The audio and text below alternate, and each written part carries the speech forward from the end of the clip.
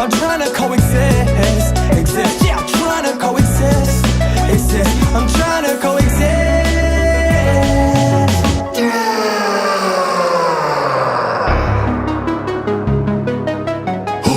If you had the keys to the largest oil reserves on the planet, but your people were starving and couldn't even access a roll of toilet paper, will you call yourself a liberator or a jailer? The capture of Nicolas Maduro has generated many opinions, divisions, and also unity. But I do not want to focus on the political aspect of the capture of a narco-dictator. I want to focus more on the trace that made a nation fall, from the heights of OPEC loyalty to the depths of a design and designated narco-state. We are dissecting the Maduro capture, not just as a headline, but as a psychological study of power, crime, and also the failure of the global order. We ask the question that haunts the halls of the UN and also the streets of Caracas. Is it a violation of sovereignty to topple a dictator, or is it a moral obligation to stop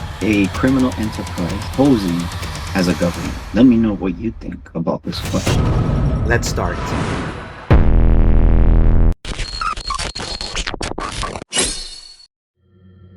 Thank you for being the Ethicsville podcast today, where we explore human experiences. Where we're going to start with the Maduro capture is we need to understand the behavior or the behaviors that brought to this instant. And we're going to start with the oil bond, the treaty that the U.S. and Venezuela had or have at this point, and the Messiah complex, the savior that comes and makes a country great. So let's think about long before the indictments. There was a marriage of convenience between Venezuela and the United States. They were bound by energy treaties dating back to the 1920s, over 100 years. Venezuela was the reliable gas station for the West. American capital saw the opportunity and built the infrastructure. And let's be honest, Venezuelan crude fueled the American dream. And we can see how this bilateral negotiation was fruitful for these two countries. Venezuela was the powerhouse economy of South America, and lived a lavish life, including many immigrating to Venezuela. Many Europeans, they found Venezuela the haven of South America. Many soap operas, Miss Universe, artists, and TV series were created during this whole time, demonstrating that they had a strong economy. But then came Hugo Chávez, and this is where we need to start to understand the collapse of this strong economy. We have to understand who was Hugo Chávez. We have to understand the man and his criteria. Educationally, Chávez was a product of the military academy, military structure and discipline. He was taught to see the world in binary. What does this mean? Either you're an ally or you're an enemy. There is no room for middle ground. Too radical points of view. Socially, he was the voice of the ignored, of those that wasn't part of that lavish lifestyle, part of the economic growth of the country. Socially, economically ignored, impoverished. What did he do? He used his immense charisma to build a cult of personality. But let's analyze this from a psychological perspective. His need for total control was also his own undoing. But we should ask ourselves, what was the need of this total control over a country and over its people? Let me give you an example of what happened in 2002. He fired 18,000 oil experts during a national strike. What did he do? He replaced merit with loyalty for those that align with his political view. Remember, Chavez only saw black and white, either enemy or ally. Let's think about what the impact was to the company. He broke it down. He broke the spine of the nation's economy, which gave place, or I would say he sowed the seeds of the industrial collapse that we see today. So for those that think that this is just a 2-year deal, we have to go back almost 20 years to see the repercussions of these political decisions made by President Chavez. But to better understand also Chavez's mindset and his idea, his conviction, we have to understand the socialist trap and why it fails every time. Let's think about that Chavez just didn't fire engineers at the oil refineries that are so much needed. He sold a dream to the people called socialism for the 21st century. It sounds like he evolutionized or modernized what socialism was. But as we all know, history is a cold teacher. And let's remember from the Soviet Union collapse to Mao's China, and we can now include Venezuela in this package. Socialism has 100% failure rate, especially when it comes to preserving both prosperity and freedom. And we got to ask ourselves why. And the answer is very simple. As I said before, history doesn't lie. Socialism ignores the basic psychology of human incentive. We also have to understand that socialism relies on a central authority, a ruler to plan and make decisions for the lives of millions without knowing their real needs. I believe the economist Hayek warned us that this was the road to serfdom. Because let's think about it. When the state controls the bread, the state also controls the person. It controls the basic needs of a human being. Also by nationalizing thousands of private businesses, the regime destroyed the very competition that keeps the prices low and yet the shelves full. It's a system that takes advantage of those in need, the most vulnerable, by simply promising free good, but the price is always their agency. This model destabilizes the economy. Eventually, the money runs out. Those in the elite social system, they stay rich, and the poor are left with nothing but a ration card and a portrait of a leader, similar to what the Dominican Republic lived through Trujillo's dictatorship. Will you trust a central authority system? Do you believe they will know what your needs and the needs of your family are? Let me know what you think about this question. And now we have to think about what happens next, right? Because now it goes from redistribution to retaliation, because this system thrives on a psychological tactic. It's called, we all know it as class warfare. And it all starts by targeting those once in power. That's where it all starts. And it makes sense. You want to cut the head so the body doesn't function. The bourgeoisies, the oligarch, the elites. And what is the reaction? In the beginning, the public cheered as the wealthy have their lands, houses, and factories seized. But if one thing we can acknowledge about socialist model, socialist is a hungry beast, because once it finishes eating the rich, it turns on to its next target, which is the middle class. And eventually, when they have consumed that, it claims and consumes the very workers it claimed to protect, only protecting the elites that belong into this social system. And the retaliation is systematic. It's an endless cycle. Let's think about it. If you were part of the old system, an academic, a judge, an engineer, you were eventually going to be branded as a traitor, because this is not just about politics. It's about the total erasure of any independent social pillar. By destroying the old power, the regime ensured that there was no one left to check the new power. Social structure depends on not having any sort of opposition. And this is a cycle of resentment that turns a society against itself until the only thing standing is the dictator seen as the ultimate hero. And as Machiavelli said, it's better to be feared than loved. Now that we understand Chávez's social mindset and ideals, let's also understand the rise of Maduro and the Narco-State. So when Chávez died in 2013, he left the throne to Nicolas Maduro. And we have to view it as if Chávez was the visionary soldier. Maduro was the bureaucratic enforcer. But who was Nicolas Maduro before taking this opportunity from Chávez? He was a former bus driver and a union leader, a syndicalist, we could say. And we can see in Maduro's behavior that he lacked Chávez's formal polish, which translated into a deep defensive insecurity. He compensated with a more aggressive, brutal, and less poetic form of repression to its people and to those that he considered the opposition. Under Maduro, the Bolivian revolution stopped being about social programs, as it was once funded and created for, and it became about survival. As oil prices plummeted, the regime diversified into cocaine and illegal gold and also illegal activity. This is where the Cartel de los Soles, or as we can say it in English, the Cartel of the Suns, emerged, named after the sun-shaped insignias on the epaulets of Venezuelan generals. The government and the drug trade became undeniable. Let's think about this a minute. The state didn't fail. It transformed itself into a mafia. What would you do if your country became a mafia? Let me know what you think. What are your thoughts about it? And being a mafia also has its evolution and its exportation. And this is where the famous train of Aragua, Tren de Aragua, started. Let's talk a little bit about the origins. As the economy reached 1,000,000% in inflation, that's right, 1,000,000% in inflation, a new shadow rose, the Tren de Aragua, born in the Tocaron prison. We have to distinguish that this was just not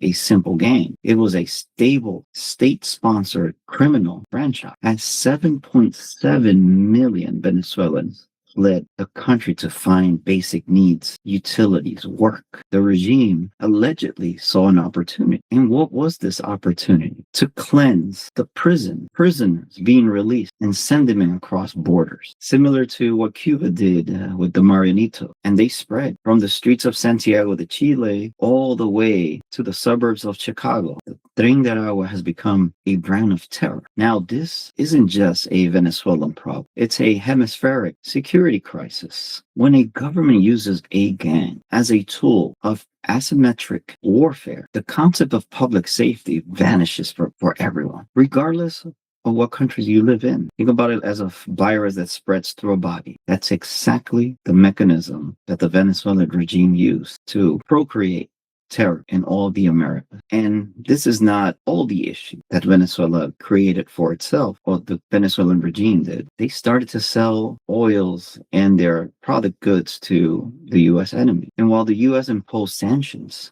heavy sanctions. What did Maduro do? He looked east. Remember, we talk about enemies or allies. Maduro looked for allies. He turned to Iran, Russia, and China, trading black gold for black market survival. And also, let's think about the repercussions by selling to the United States' primary adversaries.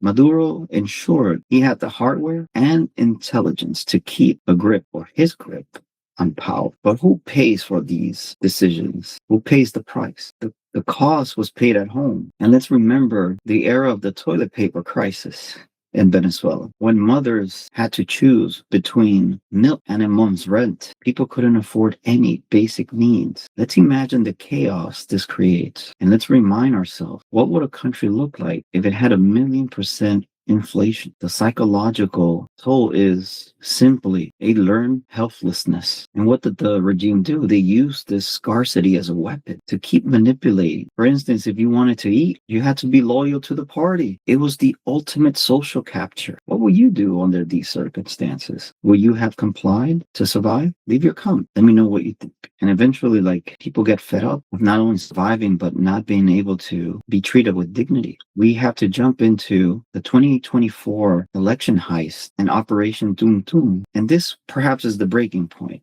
That 2024 election, the world watched a masterclass in electoral fraud and did absolutely nothing. The opposition to the regime, led by Maria Corina Machado and Edmundo Gonzalez, proved they have won by a landslide of 80% the voting receipts. 80%.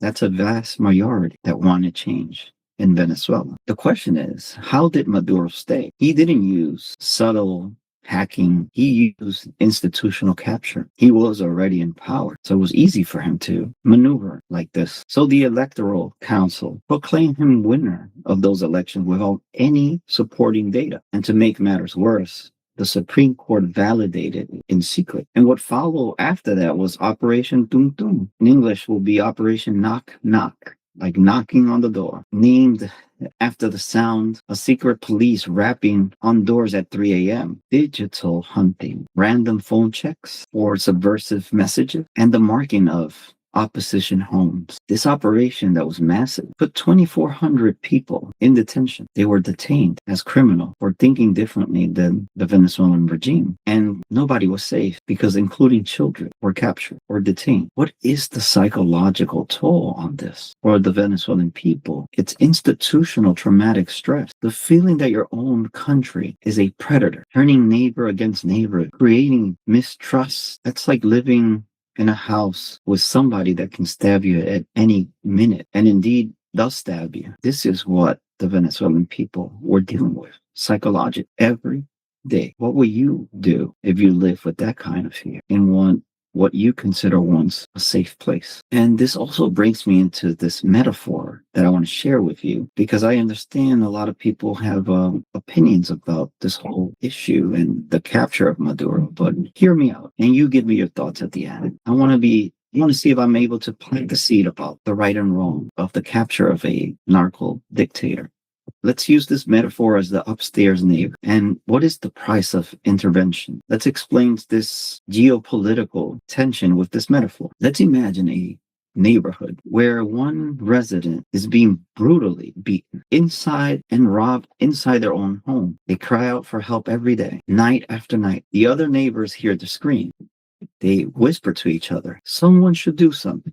But who? But they stay behind their locked doors, feeling safe. They even warn the victim, whatever you do, don't call the neighbor upstairs. Because if he gets involved, he will solve the problem, but he'll charge you a price you can't afford. The victim keeps crying night after night, and yet no one comes. Finally, the upstairs neighbor, the one with the power to act upon, gets fed up with the chaos. He breaks down the door, removes the threat, and saves the victim. Then, as promised, he also presents the bill. He negotiates a high price bill for the freedom he just provided. The victim, finally safe and happy, agrees and accepts it. But suddenly, the other neighbor, the ones that did absolutely nothing while the victim was screaming, they start complaining. They find the upstairs neighbor price immoral, illegal. They protest his methods. They only care now because the high price of that intervention starts to affect the neighborhood status quo. This is the same paradox of what Venezuela is going through. While the world watched and debated sovereignty for 20 years, this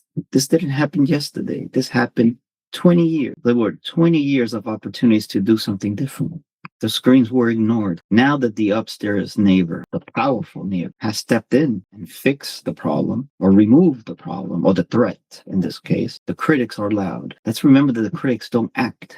They talk, they speak, they provide opinion, and very little of them act upon. The question is, where were the critics when the door was still locked and the victim was still screaming for help?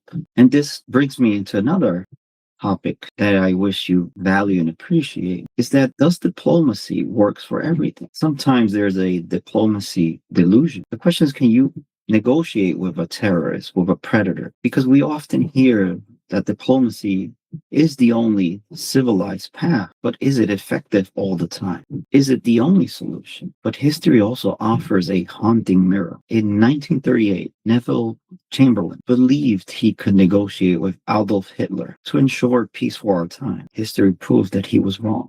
It's very difficult to negotiate and believe a narcissist psychopath in power. They will often lie. They wouldn't care about the well-being of anyone else besides their own. And we should ask ourselves, why didn't it work? Because diplomacy works on the assumption of good faith, good people. When one party sees power as a shield against a life sentence in a U.S. prison, diplomacy becomes a stalling tactic. Maduro has used dialogue in Mexico and Barbados, not to find a solution, but to buy time, to continue to fracture the opposition and wait for the world to lose interest. This leads us to the ultimate moral dilemma. Is it right or wrong to stop a narco-dictator by force? And let's consider that under international law, sovereignty is sacred. It's something nobody should touch. But under the Noriega precedent in Panama, the argument became, what happens when a leader becomes a narco-terrorist? Is he still a president, or is he a narco-terrorist? As we see,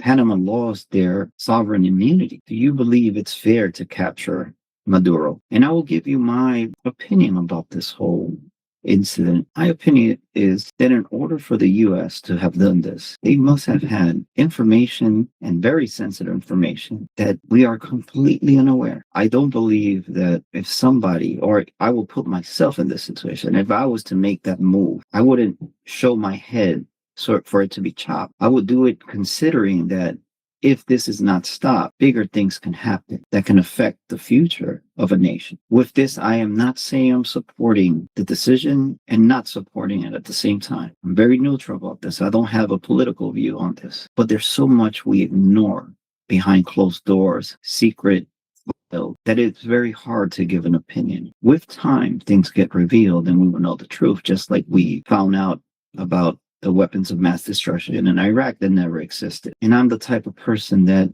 I believe that everyone has a personal account with God, and God always rolls out the bill at the right time and in the right place. My only hopes is that this geopolitical military strike towards Venezuela is to protect people. We know if this would have not stopped, if this was an entryway for China and U.S. adversaries, creating an advantage point for them, accessing the continent for God knows, further invasions. In Latin America, there's a saying, think wrongfully and you'll be right. Perhaps in this case, it could be that. But again, I ignore so much in terms of the internal information the government has that I can only speculate. And my speculations are not the truth. Just like many have opinions about this incident, it's only speculations. We don't know the truth. This is why my focus is more about how did it turn to be this? That's factual, and we can analyze the psychology behind it. And the impact. I know that you will have your own opinion, and everyone should respect the different opinions. I would suggest leave your comment, but ensure that your comments come out of a good place. We already have enough divisions, and that's exactly perhaps what our adversaries want. This is an open platform. Leave your comments, but let's be respectful to one another. Let's not attack one another. Let's protect one another. And as I close this chapter on the Maduro capture and the psychological toll, I want to leave you with these questions. Can a nation truly recover its soul after being governed by a mafia for 2 decades? If diplomacy failed with Hitler in 1938, and it has failed with Maduro for a decade. Is the international community helping the people or just prolonging their agony? If you were the neighbor locked behind the locked door, will you have the right to complain about the price of the rescue you refuse to provide? And finally, is the world safer with Maduro behind bars? Or has the train or the mafia he started already left the station? And also, what other solutions we have besides intervention and diplomacy to fix these issues in the future? I hope you share your thoughts and your ideas and your convictions. And this concludes our episode today. And don't forget to subscribe, comment, like, and more importantly, let's become a community. Let's become one. And let's not forget that we're all brothers and sisters, even if we think differently. And let's keep exploring human experiences. We'll see you next time. Thank you. Welcome back again at Dictator Podcast, where we explore human experiences. And if you haven't subscribed yet, do not forget our campaign. We are committed to transform your subscriptions into pro bono programs for mental health, so you can free somebody's mind from their traumas and help them heal just by subscribing. Very simple, and it costs absolutely nothing. Help us through this campaign, and we just want to pay forward, not only to our viewers, but for those that can't afford mental health services. Just remember, the statistics are real. Only 4 out of 10 Americans can afford mental health services. So help us change that. Hopefully, we can move the statistics and perhaps move it from 4 to 5 out of 10 people have good mental health services. Let's start.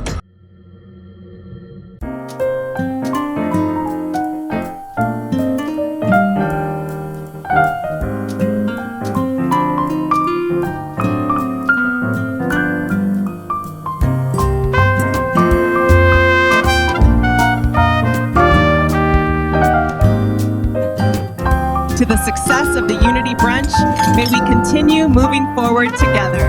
Cheers!